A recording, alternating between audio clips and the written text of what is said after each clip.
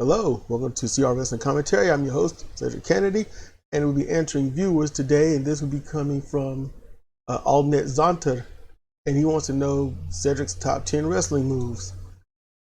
And there's a lot of wrestling moves that I like, that I love, that I enjoy, that I mark out when I see it. I just, I pop when I see it. I'm just so happy. I'm using every inside terminology because these are moves that I just love. There's a lot of them. These are my top 10. But here's the thing, 4 of them maybe can be changed with something else, depending upon if I get sick and tired of seeing everyone do it, which kills how special it is to see it. But these are moves that do get buried, but it's okay.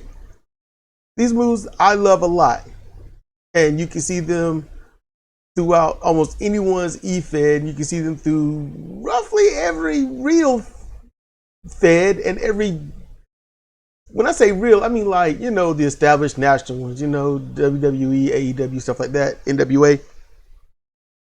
And you're going to see all of them in some form or another in every garbage federation, and you're going to see them multiple times a match, every match. For those that are capable of doing it. But these are my favorites, and I love them, and I'm going to tell you why. So let's just jump right into it, okay? And this is not in any particular order of best to least.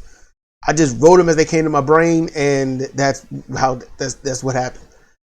So, I'm just saying this is not in any particular order. I put 1 through 10 just so I can say I put my top 10, and that's it.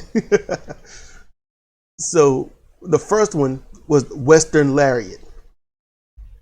That's not a clothesline. It's a big time arm wielding striking clothesline, short ranged on impact. Clotheslines are separate. They're just, your arm is held out. You pretty much got a lot of time to see it coming, and you do what you want to do.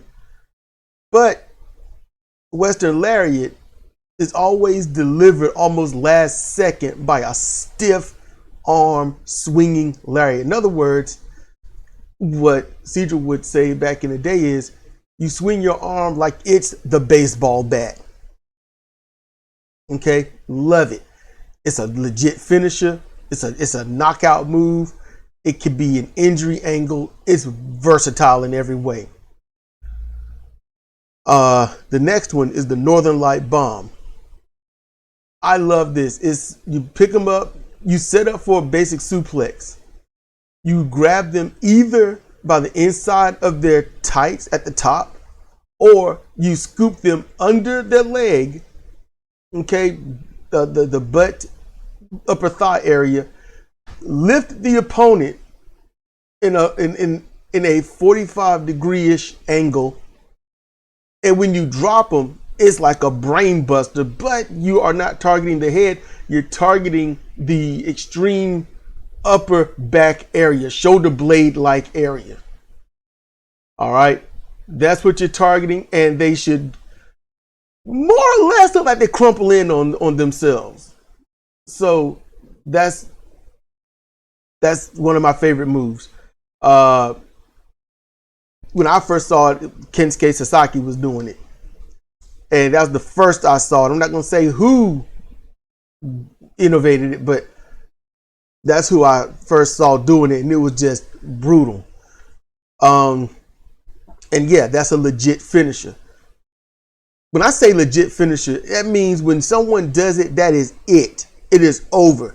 And the defender needs to more or less sell that move for bottom barrel at least 30 seconds.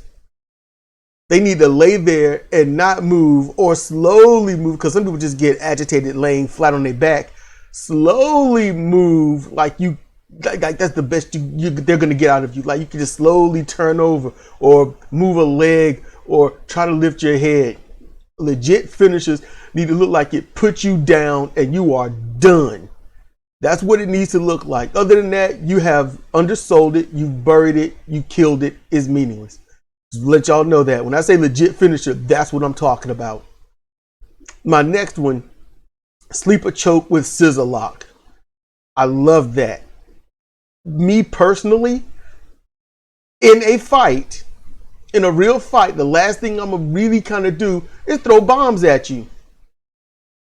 I would rather tie you up and slam you, choke you, dislocate something, work out your knees in a legit fight.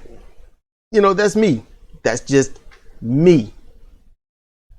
And I have realized that in those fights, and I'm not going to recount any because that goes into my psychology of fighting, and I don't want to set myself up to go to prison.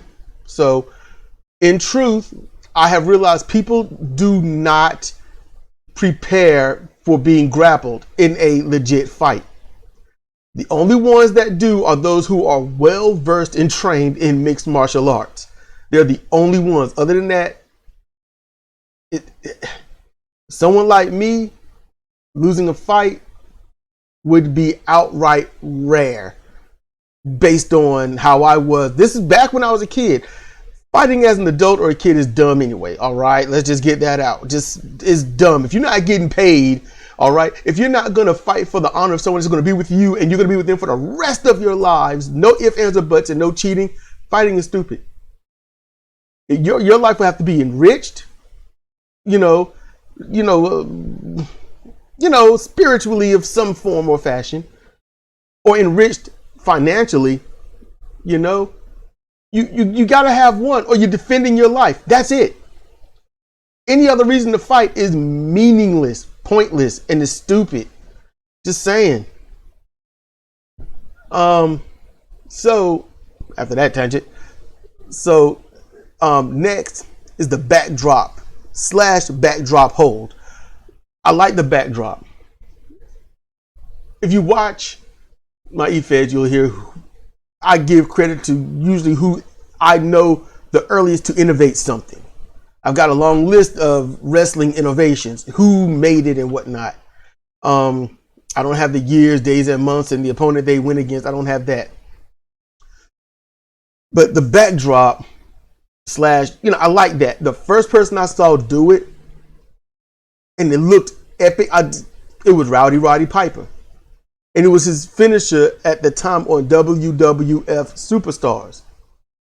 It was some Baba Ganoush he was going against, some enhancement wrestler. And the person didn't even have a name. So that's why I can't. Some of these enhancement wrestlers, I remember their names for some odd reason.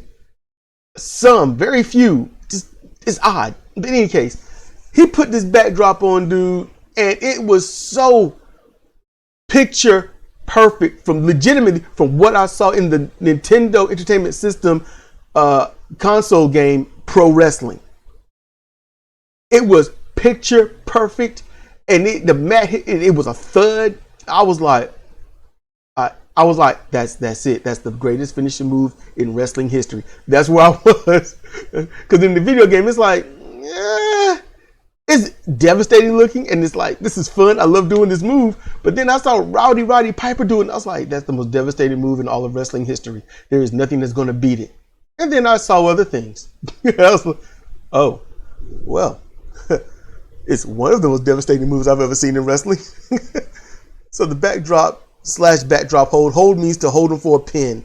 So you backdrop them, and you keep the waist lock on, your shoulders off the mat, and their shoulders on the mat. Pretty much it. Next move, tornado kick. We're on number 5. Tornado kick. That's a martial arts kick regarded at the time, or regaled at the time, as one of the strongest kicks in martial arts, next to the standing side kick, or the savate kick, or as you know, the super kick, but not delivered with such hopping flair. I was going to put that down, but I didn't, because there's certain things that I had to put that I just, when I see it and a part of me mark out for it. If I can mark out for it, then it's going up on the list. That's how I did it. So And the next one, you're going to be like, you mark out for that? But we'll get to it. Yeah, tornado kick, you see the opponent do a tight spin, leap, and throw the outside leading leg moderately up high above the waist with the shin going right to the opponent's neck, jaw, top of the head. It's going to be one of them. All right. That's a tornado kick. It's rarely seen now. It is one of the rarest moves done. A weaker version of it is done by Master Wato. He does a weaker version of it. And there's some others that do weaker versions of it, more or less like that, but no one will ever do it at one point like Tiger King did. Well, Tiger Mask, who later portrayed in Yuke's games for New Japan as Tiger King. Nobody's going to do it like he did it the first few times he did it. Not happening. Matter of fact, one of the last people to do it, it was, I cannot remember the dude's name. I can't remember his name. But in WCW, the black dude, bald head, he was an MMA fighter, but he called it the feliner. He did it. I apologize that I can't remember his name. It sucks because I have not mentioned this person's name or thought of him in a long time. And I liked him for the most part. I just wish he got more of a ground wrestling game in. But anyway, he called it the feliner. That was like one of the few times I've ever seen it done with that level of perfection. Now the next one, this is you're gonna be like, what? And this is something that goes under people's radar as one of the greatest wrestling moves done. And it's the standing switch. The standing switch. Not the go behind. The go behind is different. But a standing switch is when someone has you from behind and they got you waist locked. Or they're attempting some kind of chokehold, or maybe to drop down for a leg hold or something. But when they initially touch you, you quickly spin around, or you break the hand, spin around to behind them to waist lock them. That's a standing switch. You are both standing. One switches from front to back. Standing switch. In Fire Pro Wrestling world, people will know it mostly as the back switch, which I have maybe once or twice called it that and pretty much mentally slapped myself for doing it. But the standing switch is one of the best professional wrestling moves out there. Why? Because it just builds intensity. It shows technique. It shows that this person is thinking. It shows this person is trying to stay on offense. And the thing is, this move can be done by both back to back to back and build that excitement for the big payoff move or whichever it is. And when that move happens, people are going to cheer for it. They're going to cheer for it because it builds up. It's just amazing. The standing switch is not regarded as high as it should be. And I love that move. Next, Fujiwara armbar. And some in Fire Pro E-Feds, it'll be seen as the Wakigatame. And I think that means just arm stretch, or not breaker, but just stretch or tear or something. And this is a move that I like because not only does you can place your opponent face down on the mat. That's always. You can't do this any other way. You can do a standing version, but on the mat is the more common one you'll see. And you can grab their arm, pull it back. You can use your legs and bridge up, resting your head on their back by pulling their arm up. You can do it at a side angle where you're almost at their side with your hip next to theirs. And you can even rest your hip up on their back a little bit and bridge that arm back. There is a technique to make this look extremely devastating without causing any damage or pain or discomfort whatsoever. And I will not get into that. Yes, I know all those techniques. Yes, I have practiced. Yes, it has been done to me after I taught a friend that I'm no longer a friend with. So yes, a lot of these wrestling moves I do know how to do and do safely. But I just don't necessarily get into all that, and I don't want to.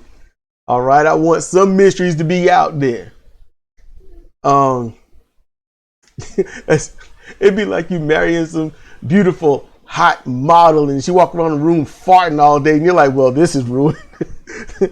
Yeah, shallow people would be like that, but you'd be like, man, you're supposed to be the picture of perfection. How you gonna break wind at all? Yes. So I love the Fujiwara armbar. Now, next is another underutilized move, and move done so sloppy today that I'm like, why do you waste your time doing it? It's underutilized, and it is honestly one of Sedra's favorite moves / techniques. Toe kick, deep toe kick. The best person I have seen do this toe kick in the United States was Chris Benoit. Other than that, where we first started seeing like, y'all are, I mean, the toe kick is beautiful, but old school, back in the day, Japanese female wrestlers, when they toe kicked, it was serious. They would bury a foot into the bread basket. You got to keep it above, basically navel or higher is where basically you want to put the heel of your foot where someone's navel would be. All right, because you don't want to be too low, because then it could be seen as a low blow. But a great toe kick stuns the opponent, and when you do it right, it's almost like it don't really matter your size. Almost. I'm just saying, there's some very diminutive in height and size people out there that if they did a toe kick, it would just be for play. This is it's not for those that's for, that'll do a stunt or anything. It's for those that knows how to really be roughly over 5'6" and stuff. Just saying. 5'6" and up. And when they bury that foot in, you know what that defender do? They lean over. They even may hop back a little bit, but they're gonna bounce, and they're gonna be stunned, and they're gonna be hard to come out of that. And that, think of every move that sets up for: power bombs, DDTs, arm bars, front net locks in general, small packages. It sets a good toe kick sets up everything, even coming off the ropes with something. A toe kick should be regarded as one of the most basic and properly utilized moves in professional wrestling. But now it's like they kick like they're kind of sliding their foot up a wall. And they kick, it don't look deep, it doesn't look impactful. The opponent don't sell it well. It's just good enough to get to the next move that you want to do. And I'm like, I wouldn't sell that. They had a toe kick, and I'd be like, okay. I would have lurched back just a little and been like, I'm not stunned, bro. You have to look like you laying that in. That's just how I would do it. Okay, well, number 9, one of my number 10. I can honestly say number 10 would be equal to number 1 and number 2 and 3 for me. All right. And you know what? Actually, 1, 2, 3, 4, and 10 are pretty much equal. But here's number 9, front suplex. Or some will call the overhead suplex or overhead throw. Some got to see Kurt Angle do it. Some got to see Taz do it. Was the waist lock? You pop them hips and lurch forward, up, and throw them over your head. Some do it from the waist. Some do it from up under the arms, depending upon your height. Some do it around the rib cage. A little dangerous, but okay. They're professionals and they know how to do what they're doing. I have not practiced this move because there was no safe place to throw anybody. I don't want to throw them on my bed. My bed was awesome. It was just, you couldn't last 5 minutes before you're knocked out and you sleep the whole night. Wake up like, wow, just beautiful, fluffy sheet just dancing around me. What a great sleep it was. That's just perfection, man. So no, you ain't throwing nobody on my bed. You know, cut your damn skin off your neck before they throw you on my bed. In any case, and this when I was a little kid. Beds ain't that great anymore. I miss my bed. In any case, front suplex. First I saw it was Kanemoto Koji, or Koji Kanemoto. I saw him do it, and he would do it when they would throw him to the ropes and whatnot. I've never seen him do it in a standing position. It was always when he would do the Irish whip, throw him off the ropes. And I would have put the Irish whip up here, but I was like, Irish whip and toe kick were equal until I realized the Irish whip sort of helped expose the business. So I didn't put the Irish whip up there. And that was at a young age. I think I was like freaking 12. And I was like, I don't know about the Irish whip. But I'm not saying never do it. I'm not saying don't do it. It's just, I just couldn't put it up there because it's one of the moves that help expose the business to me. But that front suplex, you know, if you watch Japanese wrestling, watch New Japan Pro Wrestling or any others, when they do it, you'll hear they'll say overhead. So there you go. Final one, number 10. You know what? Straight up, you can pause it and try to guess it. You can try to guess it. You know. Yeah. Hey, look, I'm gonna be. You know what? I'm gonna be quiet. I'm gonna count 5 seconds. Be quiet. Go.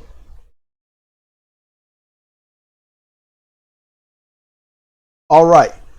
So number 10, and like I said, it can be equal to one, which is the Western Lariat. Number 2, Northern Light Bomb. 3, Sleeper Choke with Scissor Lock. 4, Backdrop / Backdrop Hold. It's equal to those, and I love it so much. Scorpion Deathlock. Now, people call it out a name often. They call it the sharpshooter because they don't know any better. They just don't.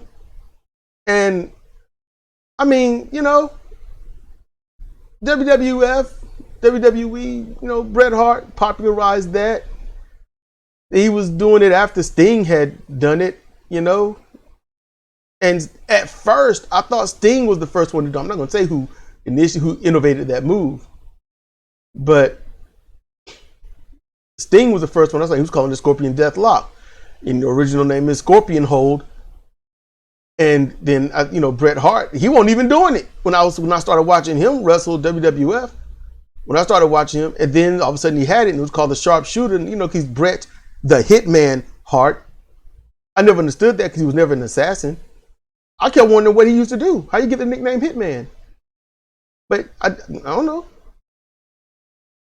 And after he started doing the Scorpion Hold, which he would call the Sharpshooter, you know, after his nickname, you know, the Hitman, because a sharpshooter, what a hitman would do, right? Now, hitman ain't all about sharp shooting, but they can do it.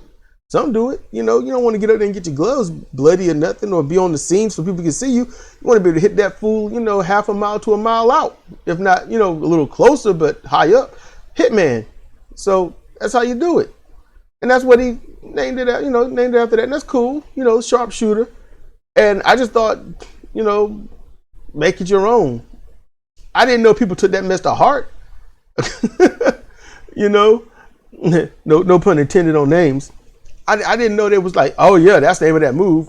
No, I didn't know people was that foolish. But I just thought they was just, you know, hey, look, Bret Hart, we love him. Any case, this move is applied, simplistic. It's simple. And I love when wrestlers try to feign like they don't know what they're doing. I love that. But you lift your opponent's legs. And see, I'm left-handed, so this is how I would do it. You're right-handed, you're going to reverse it, all right? But you lift your opponent's legs. For me, because I'm left-handed, step your right leg through, okay, onto their They're facing you, so they're on their left side. You're right. So, okay, you step your leg through, put it down, fold their leg that's in your left hand over. Then you pull that other leg over that, lift them up, turn them over, and you cinch it, lock your hands, hold down. If you want to do the original way, you would also apply an ankle lock at the same time by pushing the other ankle down. That's what you would do. The top leg just becomes something to hold the bottom leg down. And, you know, with them turned over, you sit down, you do it, you know, Sting style. Sting made it look nasty. Sting, he would get a certain point, then he would just sit down right, ass to ass. And sometimes on Ric Flair, he just to mess with it, he'd go like on his lower back. And you could see Flair like, oh my God. And there were points where Sting would mess up and it would be applied a little too unsafe. And you could see Flair sometimes damn near tear up and bite his own hand and try to scooch forward to throw Sting off just a little bit, just a little scooch forward, like, damn it, Sting, get off my back. When I would see that, it was almost like a baby trying to crawl from out of the swaddled position. If you swaddle a kid, you know what I'm talking about. Or seen a kid swaddled. So I would see that. Now, the laziest people, okay, you know what? Brett had a good one. Sting had a good one. Owen Hart had a good one. The Rock had the weakest, laziest I have ever seen in my life. And people want to say that his was great. His sucked. The Rock couldn't put them. I wish he had stopped doing it. Any case, you know, the Rock was never good with the scorpion hold. Just not. And I kept waiting for him to call it the Rock Lock or Rock Stretch or some crap like that. They never did. So at least it kept some decency. Let's see. I forgot who that dude is, and I can't remember because they don't showcase him that much. And Ring of Honor is going away for a little bit and scheduled to come back in the spring. They even got venues booked, but I forgot who it was. But he had a wicked scorpion deathlock, and then he would signal and bridge back like crazy, almost his head on the opponent's head. Oh yeah, they tap. Problem is that was a tail. So if he don't do it, they're not going to tap. But then if he does that, then they tap. So it's like, you don't do it, you know they're not going to tap. The match is going to keep going. That's why I don't like tails. Don't do that. Don't do that. Don't do tails. All right. But hey, everybody, that's Sedrik's top 10 wrestling moves as requested by AllNetXontr, who does Power Rangers music and other music and small videos and whatnot. So you can check him out. And he should be in the description below. So please check him out. You can see him almost every single comment of every single video I have made since, I think, March. And he has left comments that pretty much teared me up. You know, he's left. I had to learn his language, his style, you know, just how he writes and stuff. But once I caught on, it's like, you know, it's like answer the question. How do you know you're fluent in a language? Because you don't hear the language. You're just saying the words. And you're just understanding the words. You don't hear it. You don't hear Japanese anymore. You just hear words. You know, you don't hear French anymore. You just hear words. You don't hear English anymore. You just hear words. That's how you know. So, look, anybody out there that did hear this, I want to thank you for your time, patience, and energy. You know, you could have listened to anything, but you listened to me, and I appreciate that very much. And if you want to know what the background is, that's Final Fantasy 11. That's the ship from Selbina to Himara. And hey, it's been Sedrik Kennedy for CR Wrestling Commentary, answering viewers, Sedrik's top 10 wrestling moves. So I want to say, stay safe out there, protect yourself and everyone else. Glove up, mask up, wash up. Take care. With that said, since it's still early, good day everyone, and See you next time.